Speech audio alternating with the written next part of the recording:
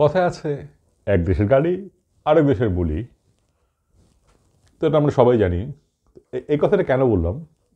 কারণ এই জোকসটি এক দেশের গালি এক দেশের বুলি নিয়ে, আসলে ঠিক তা না, মানে ভাষা।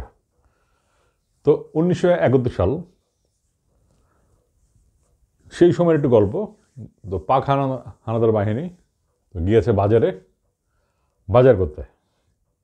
তো বাঙালির সাধারণ যারা ছোটোখাটো ব্যবসায়ী আছে, যে বাজারে যারা কাজ করে খেটে খাওয়া মানুষ, তারা সবাই তো উর্দু বা হিন্দিতে সবাই ভালো বুঝে না। আমরা বাঙালিকে সবাই হিন্দি বা উর্দু ভালো বুঝি, ঠিক তা না, তাই না? সেটাই আর কি। তো পাক হানাদার বাহিনী গেল বাজারে মুরগি কিনবে।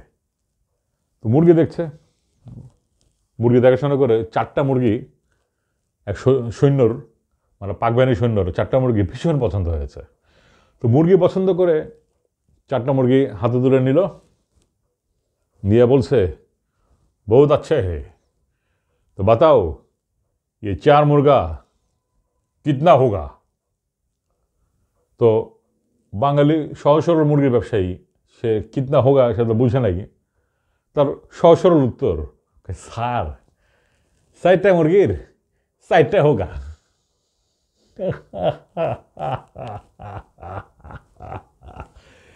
এই যে বললাম এক দেশের গালি এক দেশের বুলি। তো এমন আরেকটা ব্যাপার। তো এক ইংলিশম্যান বাঙালি বাজারে গিয়েছে, ঠিক আছে?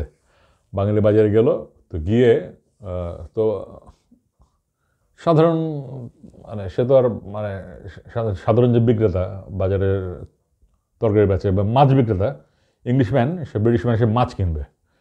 মাছের বাজারে গেল, সে তো বাংলা বুঝে না। এখন বাঙালি মাছ ব্যবসায়ী, সে তো ইংরেজি বুঝে না। তো জিজ্ঞেস করছে হাউ মাছ। তো বাঙালি মাছ ব্যবসায়ী, স্যার এটা হাউ মাছ ফাউ মাছ না, এটা ইলিশ মাছ। ওকে ওকেটা ও আমার পোলা।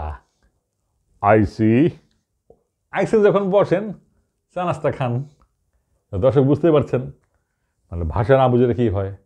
সব ভাষা তো সবার জানার বা বুঝার কথাও না।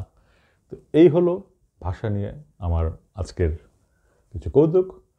আগামীতে আরও কিছু পরিবেশনা করব। ভালো থাকবেন। Ding dong, tata.